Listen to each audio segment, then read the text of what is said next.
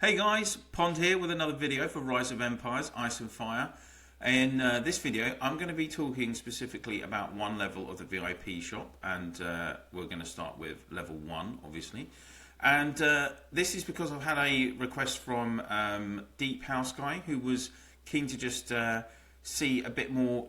He was keen for me to go through each level of the VIP shop in a bit more detail. For those of you that have the VIP shop, that might help you kind of prioritize what you want to spend your points on initially when you first get it, and also for those of you that don't even have it, just give you a bit more information about the shop in general. So without further ado, we're going to go straight into VIP shop. As you know, I do have my VIP shop unlocked, and I'm currently level 3 now, but we're going to go and focus straight on level 1 right now.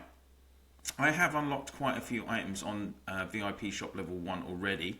Now, the first point to remember is that when you spend your VIP points in VIP privileges, you will get, for every point spent, you will get 6 experience points to push your level up. That's what you need, is the VIP experience to level up. So my first point to all of you who have just got the VIP shop is that initially, when you're level 1, my main suggestion is that you do spend the majority of your points in the privilege section so that you can max up to, I think it's 25.5 million, I think, I might be wrong, so that you can get to level 2, because really level 2 is what you want so you can get the super tickets. But we're going to talk about that obviously in the next video about the VIP shop. I just would not spend, so in items, you won't have super tickets, Dragonite,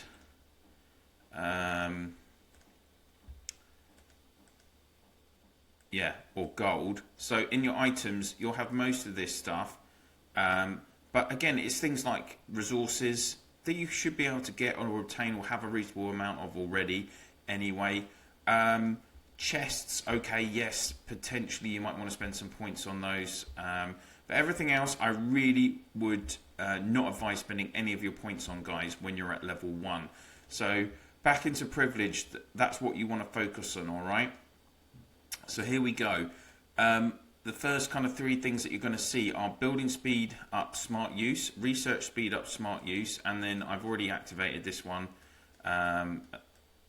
which is training speed up, smart use. So those 3 are at the top of your options. They each cost 600,000 points to unlock. And as it says here, after activation, a tooltip will pop when using building speed ups, which allow mass usage. So if we quickly go to my training, and I've got some cavalry training here. If you click on speed up, and then if you look, when I click on, I'm just going to speed this up 1 hour, and then you see this green box comes up, and it's telling you how many you need to click for the remaining amount of time on that level, that measure of time. So obviously you've got the 1 minute, 5 minute, 1 hour. You can have 2 hours as well if you've got awards, etc. And all you have to do for the smart speed up is you just click that green box and it will skip.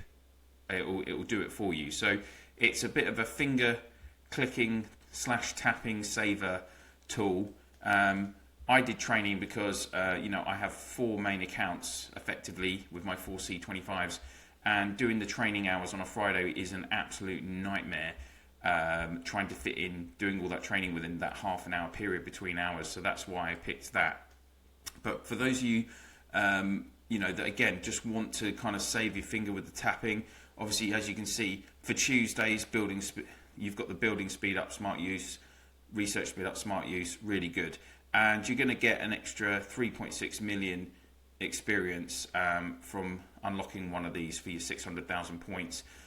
So that's going to be about 15% of the experience that you need to get to level 2, which is your main goal. So those are any of these 3, depending on what you find probably the most difficult. I mean, if you're a low level, particularly if you're using this straight out of the bat from C20, you're going to have a lot of building and researching left to do in the game. So even now I'm obviously still doing a lot of building and research, but it's a bit more. It's still a bit more like densely populated, the amount of stuff you're doing at that point in the game. After those 3 smart ups, you've got Dragonite, Work, Rush, Efficiency, As you can see, I haven't unlocked this one. It will give you a nice 2.4 million experience. And, well, what's it going to do? Let's click on it. When using the Dragonite Rush feature, it will give you an extra 50% Dragonite obtained. I kind of chose, what I would say is, how often are you actually going to do that? It's rare unless you're desperately trying to craft a piece of gold gear, or you need it for a certain piece of accessories production research.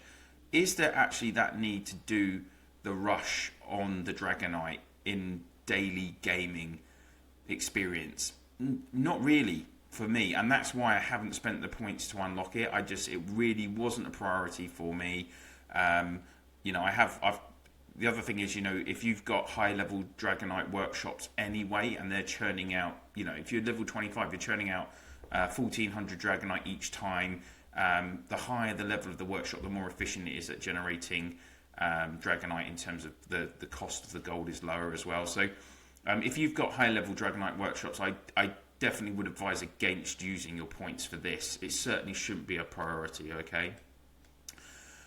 Extra medical tents. So you'll unlock an extra medical tent. As you can see, I have used that. I think it was 400,000 points as well for this one, if I remember rightly. And the higher your medical tent capacity, you'll have to upgrade it as normal, like all the other tents, of course. But having an extra tent with that extra capacity, I think that always helps. As I touched on before, this is a medical tent is something that you're going to use every time you're in a battle. And you've got less losses. So the higher your capacity on your tents, the better, really, because often you really lose a considerable amount. It's when you have those high levels of losses and your tents are full that you lose a lot of troops, and that's when your power gets really dented. So having as high a capacity as you can in your medical tents, I think that can only be a good thing. Then we've got Rush, so Farm Mass Rush, Lumber Mass Rush. Of course, every day from an early stage, you're going to have you're going to have this rapid production, right? So that's what it looks like for my marble. But if you activate one of those technologies, it changes to bulk rush, and all it's going to do is it literally allows you to do the rapid production on all of your lumber yards and equally all of your farms. So again, it's like a time-saving measure, really. So I can just click rapid speed, and then some buildings, okay, and when you don't have 100%, it will say to you, you might lose. If it fails, then you're going to suffer a loss, for instance. But on the first one of the day where it's 100% guaranteed, click rapid speed, boom, it's done. You don't have to click on 20 separate farms. Again, real big time saver, really beneficial in my mind to have those things, okay? Because particularly, if you're running multiple accounts, then time is precious, right, guys? Let's look at the other stuff. So I have unlocked all of the other items as well in the privilege. So next one up is Sticky Favorite. Unlock to Sticky Favorite Coordinates. Very simply, how annoying is it, right, when you're scrolling through all of your bookmarks and you are trying to find a specific target or friend or whatever, or like tile that you've been wanting to you go to, and you can't find it because you bookmarked, maybe it's a KE weekend and you've bookmarked 30 different targets, right?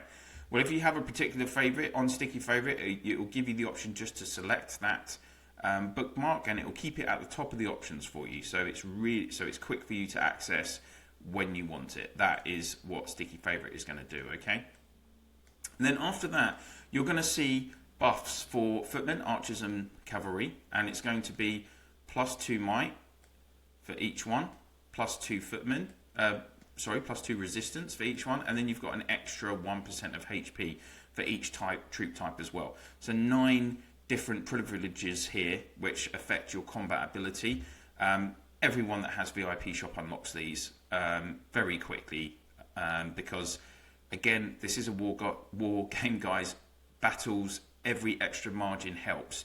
Particularly HP, increasing your troops' health points count, and meaning that they're tougher to kill. They can take more damage. Really, really key. And you'll get these at each level of the VIP shop.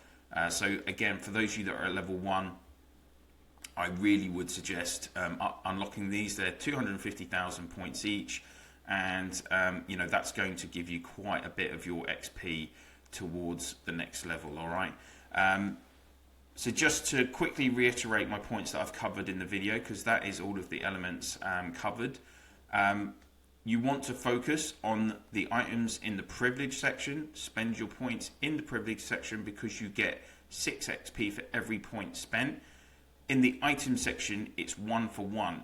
If I bought a super ticket, I'm only getting 50,000 points. 50,000 experience points for that. Okay, at level 1.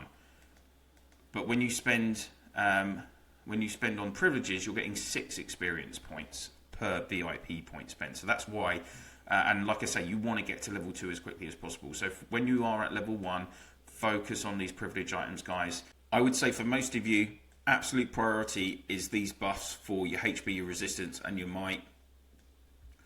The extra medical 10. And then, as you can see, at least one of the smart use speed ups, potentially 2 of them if you've got plenty of points and you need to, you're still looking to get a few more million XP. Sticky favorite if you guys are getting particularly, frustrated about not being able to find a specific target. Again, it's a time saving measure. The mass rushes, time saving measures.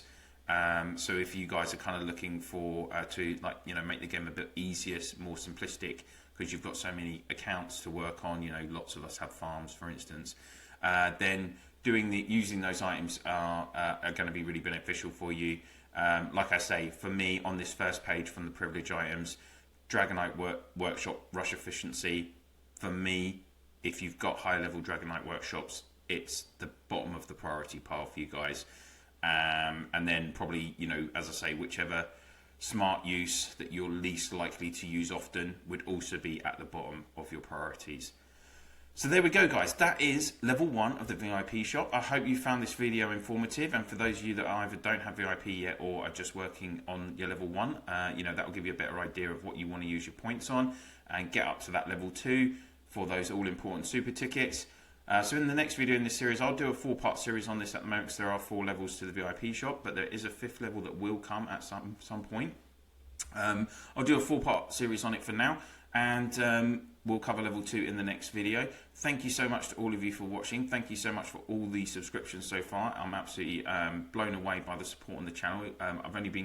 It'll be 3 months and a couple of days since I started the channel, and I've had absolutely wonderful support from everyone. So I just really want to say again, really appreciate that. For those of you that haven't already, please do click on that subscribe, ring the bell, share my channel in your province chat, maybe in your alliance chat, and even on an Imperial message. And of course, if you guys communicate through Line, WhatsApp, Discord, whatever that is that you use, then please do share my channels in that as well. Of course, you can find me on All State Discord. We have an Ask Lord of Pondtail section there, along with a couple of the other YouTubers. So we're there to answer your questions if we can.